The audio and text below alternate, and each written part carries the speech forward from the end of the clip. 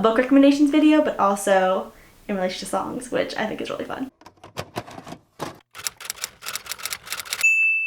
Hello everyone and welcome back to my channel. My name is Sarah and I have been having some serious Eras Tour FOMO. It seems like every time I go on YouTube or Instagram or TikTok, there is someone who has recently been to a Taylor Swift concert for the Eras Tour, and I am not going on the Eras Tour this year, so I am just experiencing the most FOMO ever.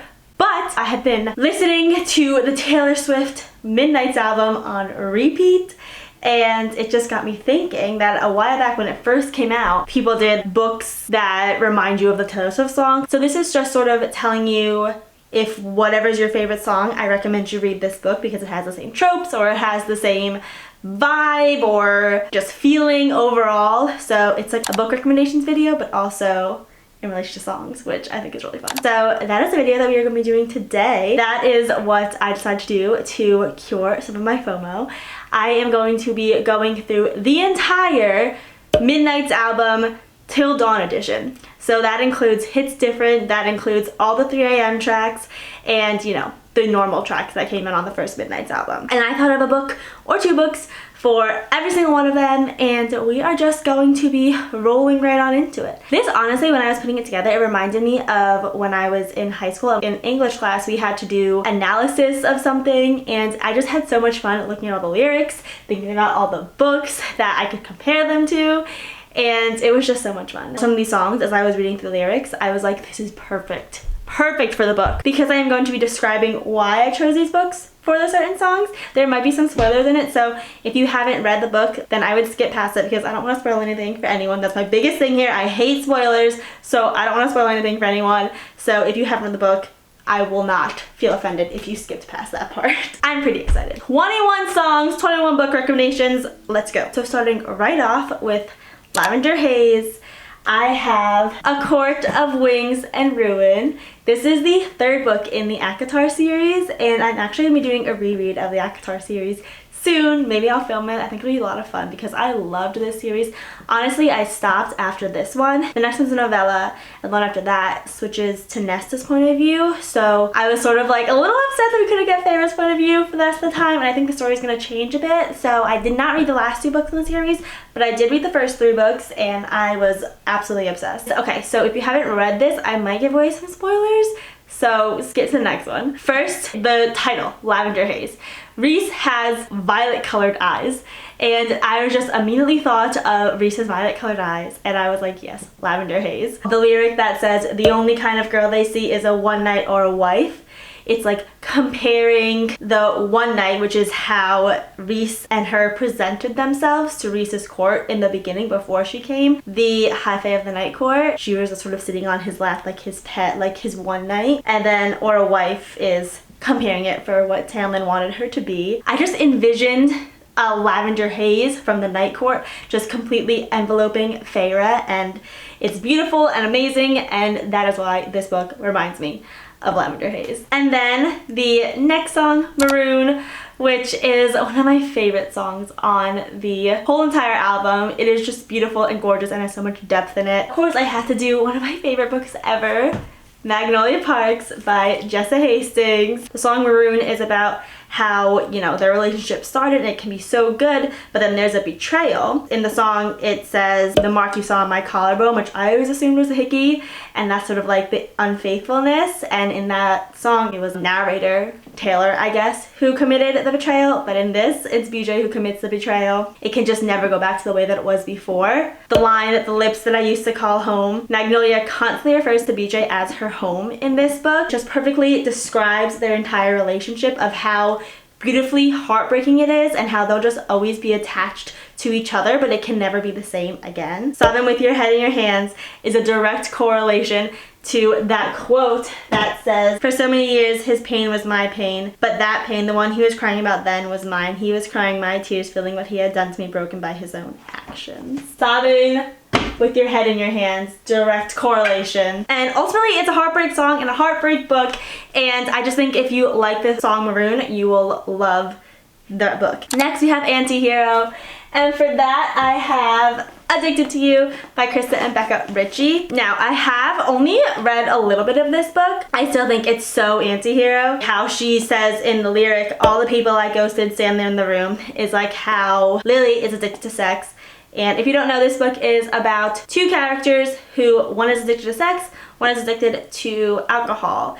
And they sort of start fake dating to show their parents how they aren't taken by their own vices. Of course, it evolves from there. The lyric, I should not be left to my own devices, they come with prices and vices, literally describes how both of them have their vices and how they can't trust each other when they're left alone, so they need each other to keep them on track. I wake up screaming from dreaming, one day I'll watch as you're leaving. Is both of them scared that their vices are going to get in the way of their relationship? That is my guess. Again, I did not finish this book, but I just think that when I heard that song, I immediately thought of Addicted to You.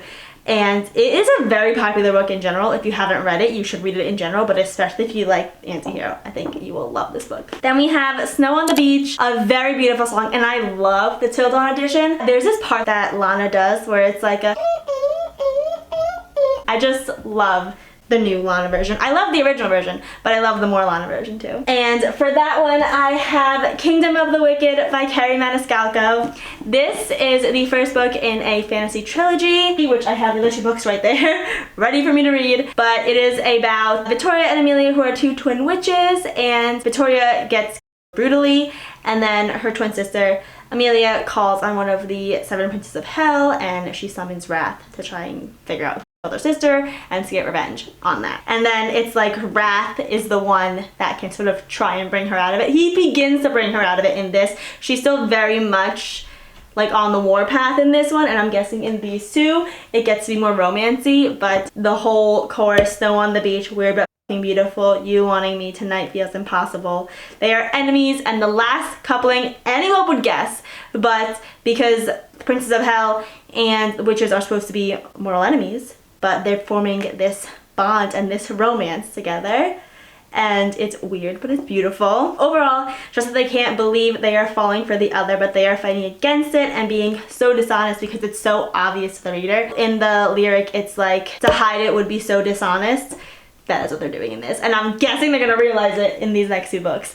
But yes, this is a great fantasy book in general, but if you like Snow on the Beach and you like the most unlikely romance happening, enemies to lovers, but it's amazing and it works amazingly, highly recommend this book. Then we have You're on Your Own Kid, which honestly, I'm not gonna lie, it grew on me. I didn't love it at first. When I first heard it, I was like, oh, that's nice, but it was never like, oh my god, that's amazing, like Maroon or some of the other songs.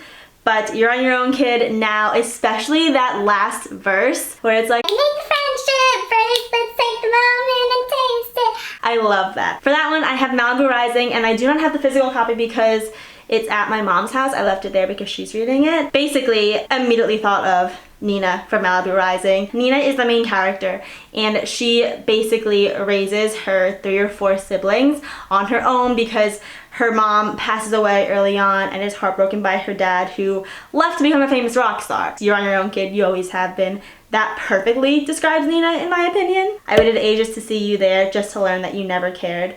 When her dad, Mick Riva, at the end finally comes to see her, she's waited for this forever, and he's still just as self-absorbed as she thought.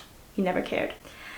And it was so heartbreaking. Malibu Rising, highly recommend that book, especially if you like You're on Your Own Kid. And next we have Midnight Rain. I think it might be the shortest song on the album, but it is so, oh my god, it's so good. Also, the fact that James Charles does that beginning part just blew my mind. I have A Court of Mist and Fury, which I also do not have the physical copy, but I'll put it right here. It is the second book in the ACOTAR series. This was the 3rd book in the ACOTAR series. The lyric, he wanted a bride. I was thinking my own name, Tamlin, the he. He wanted Feyre to be his wife. She was now the most powerful High Fae. She was so changed from what happened under the mountain that she just could not go back to just being timid little wife that he wanted. And she just needed to work through this stuff, and he was not there for her at all.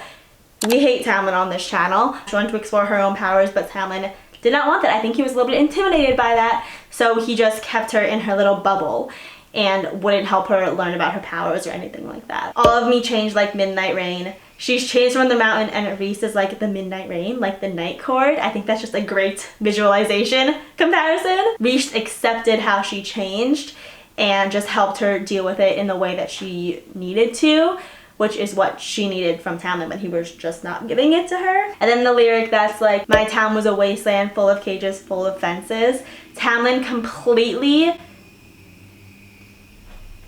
it's a very screechy car. Tamlin completely shielded her inside his castle and would not let her out, and it was driving her crazy. She was feeling so claustrophobic. That book perfectly exemplifies the lyrics of Midnight Rain. Highly recommend that series.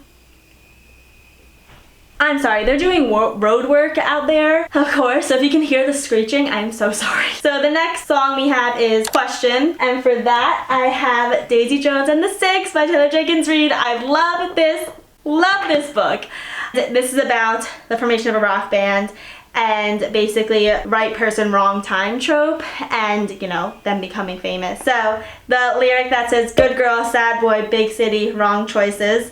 Daisy was an innocent girl and Billy was like the bad boy of the rock and roll world. He was doing a lot of drugs and had like an alcohol addiction, and they both made some really bad choices on the way towards fame. Before you painted all my nights a color I searched for since. Billy and Daisy were the first ones that really understood each other, but they just couldn't be together. And then of course the verse, and what's that I heard that you're still with her, that's nice, I'm sure that's what's suitable and right. Billy chooses Camilla, he says it constantly throughout because it's the right thing to do, but Daisy is always gonna be someone in the back of his mind. If you love that song, I think that you will love this book. You should read this book in general. It is so good. And then, oh god, it attacked. And then the next song is Vigilante. For that, I have Hooked, which is part of the Never After series by Emily McIntyre. This is basically a reimagining of Peter Pan, and it has a lot of references to Peter Pan. The bad guy is Hook. He's the main character. He wants to get revenge on Peter, so he starts forming this plan where he's going to date Peter's daughter Wendy. Of course, he starts to fall in love with her, but it all started out as a revenge scheme, which is exactly what Vigilante is about. It's all about revenge. This book starts out all about revenge and pretty much ends with all about revenge. If you liked Vigilante, I think you'll love this dark romance. It is so good. Then we have Bejeweled, which is another very good song. Love the music video. The music video was amazing. Honestly, it's not my favorite song on the album, but still good. The entire Midnights is amazing. And for that one, I have The Seven Husbands of Evelyn Hugo, which as you can see, I am still in the middle of reading. When I thought about Bejeweled, I immediately thought of Evelyn Hugo. It's about a famous celebrity who hires a civic reporter to write her life story.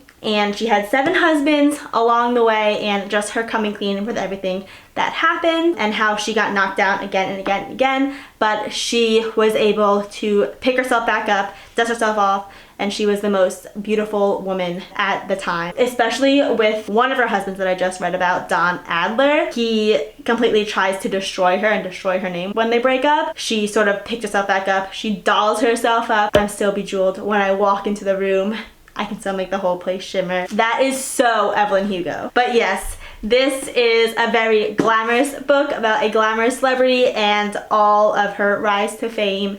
And if you love Bejeweled, I think you'll really enjoy her story. And next we have Labyrinth, which is such a sweet song. I love that song. For that, I have Something Wilder by Christina Lauren. This is about basically a treasure hunt, but it has a little romance part of it, and I think this describes the second chance romance in this book. It only hurts this much right now is what I was thinking the whole time. She never ever got over her first love. 10 years later, when she sees him again for the first time, she is still very much so not over him. The song is talking about, I think, a new love, but I think it could also be taken as talking about a second chance, the same love. Uh-oh, I'm falling in love again. Oh no, I'm falling in love again. Oh, I'm falling in love again. She really is trying to resist getting back with this guy because he hurt her so badly, but she can't. She's falling in love again. And I think if you take the song in that frame, it can perfectly describe their romance. And next we have Karma, but for that I have the Inheritance Games, which I also have loaned out to a friend, so I don't have the physical copy of it right here. The last book, The Final Gambit.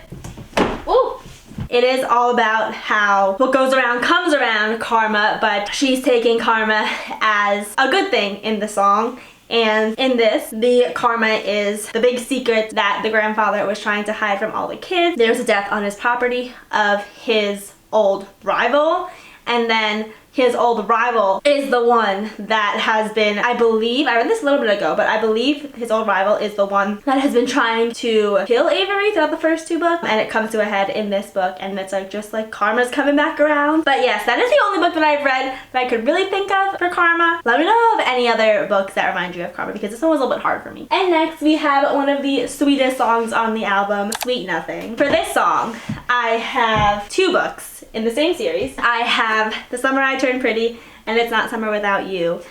And okay, hear me out. I know what happens in the last book. I know. But if you just look at these first two books, then Sweet Nothing is a good representation of how Jeremiah and Belly's relationship is. She has spent her whole life loving Conrad. Jeremiah's sort of always been waiting in the wings. He loved Belly all along, even before she turned pretty. He didn't want anything from her. He just wanted who she was all along. That is the vibe that these two books give off. Remember, just these two books. Just looking at these two books. Pretty haven't read the third book yet. I feel like this song is just about the simplicities of someone you love, loving you back, and just wanting you for all the sweet nothings, all the normal stuff. And I feel like that is how Jeremiah is described in these two books. And then we have Mastermind, which I love that beginning part. I don't know what it is, but it's like I love that. It sounds like twinkling stars. For this one, I am going to reuse one of them and say the entire Inheritance Games series for Mastermind. Again, I don't know the first book, but the entire Inheritance Game series. If you take it as Tobias Hawthorne is literally a mastermind in this. He plans out all these puzzles. He plans out exactly how Avery comes to be in the house. He plans out all of the things that the kids discover, and he just knows everything. Even before it happens, when he's dead, he is such a mastermind. Mastermind is Tobias Hawthorne. If we're looking at the lyrics, once upon a time, all the planets and the fates and all the stars aligned. You and I ended up in the same room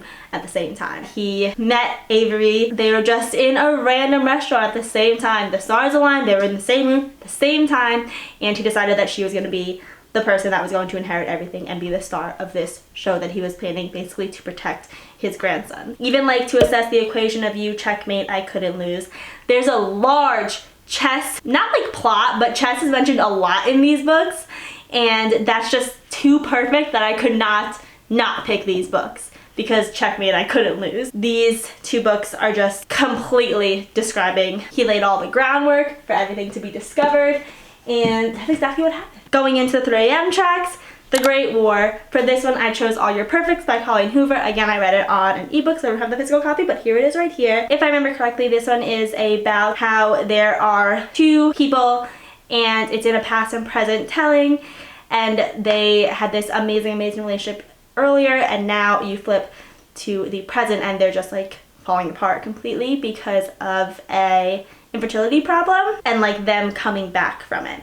So if we're looking at the lyrics of The Great War, all that bloodshed, crimson clover, sweet dream was over, my hand was the one you reached for, all throughout the Great War. I vowed not to cry anymore if we survived the Great War. So the book is basically about them fighting and her pushing him away, and that's like their Great War. This battle with infertility is the couple's Great War. And if they can get through this, she believes and he believes that they can get through anything. Just in general, if you liked the Great War and you like the image of going through this huge battle and then coming out on the other end, I think that you will like All You're Perfect. The next song, Bigger Than the Whole Sky, which I rarely listen to because it is so sad. So sad. Like, I can't handle it. And then, of course, I had to pick a book that I have not read yet because it's so sad, and just the idea of reading it makes me so sad, just like the idea of listening to the song deeply makes me so sad. If He Had Been With Me by Laura Nolan. I have not read this book, as I said. I am not brave enough yet. I think I will be able to do it soon. This is basically about Autumn and Finn, and they used to be inseparable. Something changes, and then they ignore each other, and then something happens to the male character. But I haven't read the book either, but my guess is is that, you know, he passed away by something. Goodbye, goodbye, goodbye, you were bigger than the whole sky. Just Autumn having to pick up the pieces of herself without Finn, and from him being gone. It's just a song of grief, and it's a book of grief. Salt streams out of my eyes and into my ears. Every single thing I touch becomes sick with sadness because it's all over now. Those lyrics, they hurt my heart. If you like Bigger Than the Whole Sky, that means I think that you like to feel the sadness, and you will like to feel the sadness of this book, because this book makes you feel so much, is what I'm told. And then we have Paris, which is such a change from Bigger Than the Whole Sky. It is the cutest song ever. I just have dance parties with myself to this song in my apartment. It is just such good vibes. It is so cute. And for that, I have Love in Other Words by Christina Lauren. It's second chance romance. It's about Macy and Elliot. Grew up together. They were childhood best friends, became lovers. Something happened. They didn't talk to each other for 10 years, and then they came back together. 10 or 11 years, and then they came back together. Paris is just describing that beginning part of their relationship, how amazing it was. All they needed was each other. This song, I feel like, is just such a happy, so in love song, and that's the beginning of their relationship. They're just so in love with each other. They're discovering things with each other. I'm so in love that I might stop breathing, drew a map on your bedroom ceiling. That just reminded me of them being in their library room, which they said they had like stars all over the top. So then just them staring up at the ceiling of the closet and just being in their own little world together. I feel like that is exactly what this song is about, is being in your own little world with the person you love. And Elliot and Macy did that. They were in their own little world when they were in their library and reading with each other. And then we have High Infidelity. And for this one, I have an old one. I have New Moon from the Twilight Saga, because New Moon is the one where her and Edward are broken up, and then she and Jacob are forming something, but she's still really, really sad, and she feels like she's doing something wrong by Edward, like committing infidelity, but she's not, because he broke up with her. Do you really want to know where I was April 29th? Do I really have to tell you how he brought me back to life? I feel like New Moon is so about Jacob bringing Bella out of her depression and just bringing her back to life. I feel like that describes that perfectly. You know, there's many different ways to kill the one you love. The slowest way is never loving them enough. I love that lyric. One of the best lyrics in this entire CD. It is, oh my god, CD. Where am I? In 2009? Edward her. He wasn't loving her enough. He wasn't there for her. He was trying to protect her, but he was really her, which he realizes, and he comes back and he clips, but still. Perfect description of what Jacob did for Bella. And then moving into Glitch, which is a new favorite, honestly. It's basically about how friends with benefits turns into a relationship. And for that, I have The Deal by Elle Kennedy, part of the Off-Campus series. This is about Graham and Hannah. Hannah is really smart, and Graham is the most popular hockey player in their college. And then they form an alliance where Garrett helps Hannah to get the guy that she has a crush on to notice her, and then Hannah helps Garrett pass his test. Classic trope. Of course, it becomes a relationship. And they do some friends with benefits things in here, and they really try not to be in a relationship in the beginning, but of course that is exactly what happens. We were supposed to be just friends. You don't live in my part of town, but maybe I'll see you out some weekend. Basically, they're in the same college, but they don't run in the same circles, and they were supposed to just be just friends, but of course it grew from that. If you like Glitch, then I think you will like any Friends with Benefits to Lovers story, but The Deal was a really, really good one that I highly recommend. Possibly one of the best songs in the album, Would've, Could've, Should've. I love this song. I am obsessed with this song. That person is trembling. So for that one, I have A Court of Thorns and Roses, the At Guitar series. So this song is about Taylor looking back on a past relationship she had when she was 19 years old with a grown man. And I think we all know who it's about. How she just is like, I was so sad about it, but it's your fault. I was a child. You are the grown man. You were the one with the responsibility here to not let this happen. I said A Court of Thorns and Roses, the first book, but really I guess the following books as well. It's just Feyre looking back and being like, yeah, Talman really was kind of a jerk to her. And it wasn't her fault. He was the High Fairy. He was the one that was projecting all of this onto her, had all the power, and was forcing her to stay trapped in a cage and not helping her deal with her grief. That is why I think that this book is perfect for this song. And now that I'm grown, I'm scared of ghosts. Memories feel like weapons. Everything Under the Mountain is just haunting her now, and Talon is just not really listening to her in the way that she needs him to. Would've, could've, should've, A Court of Thorns and Roses, the entire trilogy, honestly. And then you have the last one in the 3 AM tracks, Dear Reader. For this one, I have Midnight Library. I love Dear Reader and I love Midnight Library. The reason I thought of this book is because of the lyric, Dear Reader, get out your map, pick somewhere, and just run. Basically, you know, the Midnight Library is when, after her death, she has this whole library that she can just pick and choose a book and live a life that she could have lived, and just travel to that life and see how it was. Not a perfect match, but it's the best one I could think of. Also, that's Reader, Midnight Library. That's why I made that correlation. Let me know if you could think of a book that Dear Reader is good for, because this one was hard for me as well. And the last one, my favorite one, is Hits Different from the Til Dawn Edition. And for this one, we have Daisy Hates by Jessa Hastings. I loved this book. I just finished this book last month and it was so good. This is about Daisy Hates. She meets Christian Hems, who is a character in Magnolia Parks 1. How she sort of lets him in and they start this relationship. They're both in the crime profession, I guess, if you can call it that, so things get complicated. And, you know, something happens where Daisy is not really trusting him. I washed my hands of us at the club, you made a mess of me. I pictured you with other girls in love, then threw up on the streets. In this book, it was in a club that Daisy dumped Christian because she saw him look at Magnolia like he was still in love with her. And then she was like, that's it, I'm done. You're still in love with her. I think she actually does throw up. I'm not even lying. But I think she actually does. Like, that is perfect description of what happened in here. Daisy has never felt this way for anyone besides Rome, which is her childhood sweetheart. And then because it's Christian, it hits different because it's him, something about him. I find the artifacts, cried over a hat, cursed the space that I needed.